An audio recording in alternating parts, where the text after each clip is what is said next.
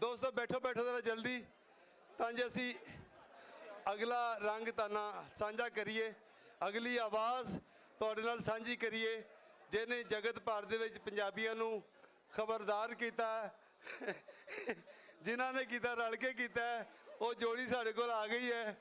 ਜੋੜੀਆਂ ਜੱਗ ਥੋੜੀਆਂ ਨਰੜ ਬਥੇਰੇ, ਤੇ ਇਹਨੇ ਵਾਲੇ ਜੱਗ ਧੂਮੀ ਜੋੜੀ ਜਿਨ੍ਹਾਂ ਨੇ ਲੋਕ ਪੰਜਾਬੀ ਔਰ ਪੰਜਾਬੀਅਤ ਦੀ ਧਰਤੀ ਦੀ ਜ਼ਿੰਦਗੀ ਦੀ, ਲੋਕਾਂ ਦੀ, ਉਹਨਾਂ ਦੇ ਭਲੇ ਦੀ, ਉਹਨਾਂ ਦੀ ਖੈਰ ਦੀ ਗੱਲ ਕੀਤੀ ਹੈ, ਸੂਝ ਸਿਆਣਪ ਦੀ ਗੱਲ ਕੀਤੀ ਹੈ, ਮੁਹੱਬਤ ਦੀ ਗੱਲ ਕੀਤੀ ਹੈ, ਅਮਨ ਦੀ ਗੱਲ ਕੀਤੀ ਹੈ।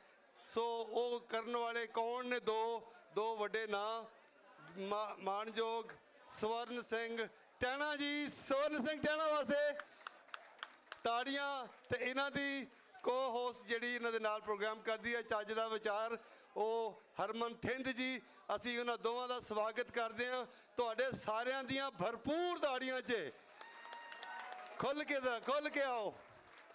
ਲਓ ਜੀ, ਹੁਣ ਖੁੱਲ੍ਹੀਆਂ ਗੱਲਾਂ ਇਹਨਾਂ ਪਿਆਰਿਆਂ ਦੀਆਂ ਵੀ ਸੁਣਦੇ ਹਾਂ, ਅਤੇ ਅਸੀਂ ਦੋਵੇਂ ਮਾਈਕ ਕਰ ਦਿਆਂਗੇ, ਭਾਵੇਂ ਤੁਸੀਂ ਪਰਫਾਰਮ ਕਰ ਦੇਣਾ, ਭਾਵੇਂ ਗੱਲ ਕਰ ਦੇਣਾ। ਟਹਿਣਾ ਸਾਹਿਬ, ਸਵਰਨ ਸਿੰਘ ਟਹਿਣਾ ਸਾਹਿਬ ਦੀ ਗੱਲ ਸ਼ੁਰੂ ਮੈਂ ਚਾਹੁੰਦਾ ਤਾਂ ਹੋਵੇ ਜਿਸ ਹੋਇਆ ਕਿੱਧਰ ਹੋਇਆ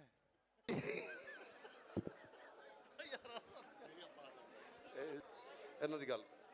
ਆਓ ਜੀ। ਜੀ ਬਹੁਤ ਬਹੁਤ ਮਿਹਰਬਾਨੀ ਜੀ। 5 ਮਿੰਟ ਦੇ ਲਈ ਚੁੱਪ ਦਾ ਦਾਨ ਬਖਸ਼ੋ ਜੀ, ਕਿਰਪਾ ਕਰਕੇ। ਸਭ ਤੋਂ ਪਹਿਲਾਂ ਆਪੋ ਆਪਣੇ ਨਾਂ ਦੇ ਉੱਤੇ ਤਾੜੀ ਮਾਰ ਲਓ। ਮਾਂ ਬੋਲੀ ਪੰਜਾਬੀ ਦੇ ਲਈ ਇੰਨੇ ਵੱਡੇ ਇਕੱਠ ਹੋਣੇ। ਅਸੀਂ ਪੰਜਾਬੀ ਫਿਲਮਾਂ, ਹਿੰਦੀ ਫਿਲਮਾਂ ਦੀ ਜਦੋਂ ਕਾਮਯਾਬੀ ਹੁੰਦੀ ਆ, ਇਹ ਗੱਲਾਂ ਸੁਣਦੇ ਕਿ ਹਾਊਸਫੁੱਲ ਸੀ, ਸ਼ਾਨਦਾਰ ਦੂਜਾ ਹਫਤਾ, ਸ਼ਾਨਦਾਰ ਤੀਜਾ ਹਫਤਾ, ਪਰ ਅੱਜ ਸ਼ਾਨਦਾਰ ਤੀਜਾ ਦਿਨ ਹੈ। ਜਿੰਨੇ ਬੰਦੇ ਅੰਦਰ ਆ ਉਦੋਂ ਵੱਧ ਬਾਹਰ ਆ। ਇਹ ਮਾਂ ਬੋਲੀ ਦੀ ਖਿੱਚ ਆ, ਇਹ ਮਾਂ ਬੋਲੀ ਦੇ ਪਿਆਰਿਆਂ ਦਾ ਪਿਆਰ ਤੇ ਸਤਿਕਾਰ ਆ। ਉਹ ਜਿਵੇਂ ਬਾਬਾ ਨਜ਼ਮੀ ਸਾਹਿਬ ਨੇ ਲਿਖਿਆ ਕਿ ਹੱਕ ਜਦੋਂ ਮੈਂ ਜੀਣ ਦਾ ਮੰਗਾ ਤਾਂ ਪੱਥਰ ਮਾਰੇ ਜਾਂਦੇ ਨੇ, ਹੱਕ ਜਦੋਂ ਮੈਂ ਜੀਣ ਦਾ ਮੰਗਾ ਤਾਂ ਪੱਥਰ ਮਾਰੇ ਜਾਂਦੇ ਨੇ, ਮਰ ਜਾਵਾਂ ਤਾਂ ਮੇਰੇ ਉੱਤੇ ਫੁੱਲ ਖਿਲਾਰੇ ਜਾਂਦੇ ਨੇ। ਕੋਈ ਨਾ ਜਾਵੇ ਮੈਂ ਤੇ ਜਾਣਾ, ਪੁੱਛਣ ਸ਼ਹਿਰ ਦੇ ਹਾਕਮ ਨੂੰ ਤੇਰੇ ਸਿਰ ਦੇ ਉੱਤੋਂ ਸਾਡੇ ਸਿਰ ਕਿਉਂ ਵਾਰੇ ਜਾਂਦੇ ਨੇ। ਤੁਸੀਂ ਸਿਰਾਂ ਵਾਲੇ ਪੰਜਾਬੀ ਹੋ। ਗੁਰਭਜਨ ਗਿੱਲ ਸਾਹਿਬ ਨੇ ਲਿਖਿਆ ਕਿ ਆਪਣੇ ਵੱਲੋਂ ਤਾਂ ਉਹ ਵੱਡੇ ਕਰ ਜਾਂਦਾ ਹੈ, ਆਪਣੇ ਵੱਲੋਂ ਤਾਂ ਉਹ ਵੱਡੇ ਕਰ ਜਾਂਦਾ ਹੈ, ਪਰ ਵਿੱਚ ਸਮੁੰਦਰ ਜਾ ਕੇ ਦਰਿਆ ਮਰ ਜਾਂਦਾ ਹੈ। ਉਹ ਗਰਦਨ ਸਿੱਧੀ ਰੱਖਣ ਦਾ ਮੁੱਲ ਤਾਰ ਰਹੇ ਹਾਂ, ਬੇਸ਼ਰਮਾ ਦਾ ਤਾਂ ਨੀਵੀਂ ਪਾ ਕੇ ਸਰ ਜਾਂਦਾ ਹੈ। ਤੁਸੀਂ ਨੀਵੀਂ ਨਹੀਂ ਪਾਉਂਦੇਗੇ। ਤੁਸੀਂ ਭਾਵੇਂ ਚੜ੍ਹਦੇ ਪੰਜਾਬ ਵਾਲੇ ਹੋ, ਭਾਵੇਂ ਲਹਿੰਦੇ ਪੰਜਾਬ ਵਾਲੇ ਹੋ, ਆਪਾਂ ਸਾਰੇ ਹੀ ਇੱਕ ਹਾਂ। ਤੁਸੀਂ ਵਲਗਣਾ ਨੂੰ ਮਿਟਾਉਣ ਵਾਲੇ ਪੰਜਾਬੀ ਹੋ। ਤੁਹਾਡੀ ਜੈ ਜੈਕਾਰ ਹੋਣੀ ਚਾਹੀਦੀ ਹੈ। ਤੁਸੀਂ ਹਮੇਸ਼ਾ ਜ਼ਿੰਦਾਬਾਦ ਰਹਿਣਾ ਚਾਹੀਦੇ ਆ। ਮਾਂ ਬੋਲੀ ਪੰਜਾਬੀ ਜ਼ਿੰਦਾਬਾਦ ਸੀ, ਜ਼ਿੰਦਾਬਾਦ ਹੈ ਤੇ ਜ਼ਿੰਦਾਬਾਦ ਰਹੂ। ਤੁਸੀਂ ਆਹ ਦੇਖ ਲਓ ਸਾਡੀ ਮਾਂ ਬੋਲੀ ਦੀ ਖਿੱਚ ਕੀ ਆ। ਕੱਲ ਸਾਨੂੰ ਸਿਰਫ ਤੇ ਸਿਰਫ 1 ਘੰਟਾ ਵਿਚਾਲੇ ਮੌਕਾ ਮਿਲਿਆ। ਅਸੀਂ ਉਸ 1 ਘੰਟੇ ਦੇ ਵਿੱਚ ਗੁਰੂ ਅਰਜਨ ਦੇਵ ਜੀ ਦੇ ਸ਼ਹੀਦੀ ਵਾਲੇ ਸਥਾਨ ਦੇ ਉੱਤੇ ਗਏ ਆ, ਗੁਰਦੁਆਰਾ ਡੇਰਾ ਸਾਹਿਬ ਦੇ ਵਿੱਚ ਗਏ ਆ। ਉਸ ਤੱਤੀ ਤਵੀ ਤੇ ਜਿੱਥੇ ਬਿਠਾ ਕੇ ਸ਼ਹੀਦ ਕੀਤੇ ਗਏ ਆ, ਪਰਲ ਪਰਲ ਅੱਖਾਂ ਦੇ ਵਿੱਚੋਂ ਅਥਰੂ ਵਗੇ ਆ। ਤੁਸੀਂ ਸੰਭਾਲ ਲਿਆ। ਅਸੀਂ ਦੁੱਲੇ ਭੱਟੀ ਦੀ ਸਮਾਧ ਦੇ ਉੱਤੇ ਗਏ ਆ। ਉੱਥੇ ਜਾ ਕੇ ਸਾਨੂੰ ਪਤਾ ਲੱਗਾ ਵੀ ਸੁੰਦਰ ਮੁੰਦਰੀਏ ਹੋ, ਤੇਰਾ ਕੌਣ ਵਿਚਾਰਾ ਹੋ, ਦੁੱਲਾ ਭੱਟੀ ਵਾਲਾ ਹੋ, ਦੁੱਲੇ ਧੀ ਵਿਆਹੀ ਹੋ, ਸ਼ੇਰ ਸ਼ੱਕਰ ਪਾਈ ਹੋ। ਇਹਨਾਂ ਗੱਲਾਂ ਦੀ ਅਹਿਮੀਅਤ ਕੀ ਆ। ਉੱਥੇ ਮੌਲਵੀ ਸਾਹਿਬ ਖੜੇ ਸੀ। ਅਸੀਂ ਆਖਿਆ ਮੌਲਵੀ ਸਾਹਿਬ ਤੁਹਾਨੂੰ ਇਹਦੇ ਬਾਰੇ ਵੱਧ ਪਤਾ ਹੋਊਗਾ, ਸਾਨੂੰ ਦੱਸੋ। ਉਹ ਕਹਿੰਦੇ ਜੀ ਹਮਕੋ ਥੋੜਾ ਸਾ ਕਮ ਮਾਲੂਮ ਹੈ। ਮੈਂ ਕਿਹਾ ਅਸੀਂ ਉੱਥੇ ਨਹੀਂ ਸੰਭਾਲਿਆ, ਤੁਸੀਂ ਇੱਥੇ ਨਹੀਂ ਸੰਭਾਲਿਆ। ਆਪਾਂ ਸਾਰੇ ਹੀ ਇੱਕੋ ਜਿਹੇ ਆ, ਸਾਡੀਆਂ ਆਦਤਾਂ ਵੀ ਇੱਕੋ ਜਿਹੀਆਂ, ਸਾਡੀ ਪੱਤਰਕਾਰਤਾ ਵੀ ਇੱਕੋ ਜਿਹੀ ਆ, ਸਾਡੀ ਟਿਕਟੌਕ ਇੱਕੋ ਜਿਹੀ ਨਹੀਂ, ਕਿਉਂਕਿ ਸਾਡੇ ਵਾਲੇ ਪਾਸੇ ਬਣਦਾ। ਬਸ ਗੱਲ ਇੰਨੀ ਆ। ਬਹੁਤ ਕੁਛ ਆ, ਬੜਾ ਕੁਝ ਅਸੀਂ ਪਿਆਰ ਦੇ ਨਾਲ ਪੱਲੇ ਨਾਲ ਬੰਨ੍ਹ ਕੇ ਲੈ ਕੇ ਜਾਣਾ।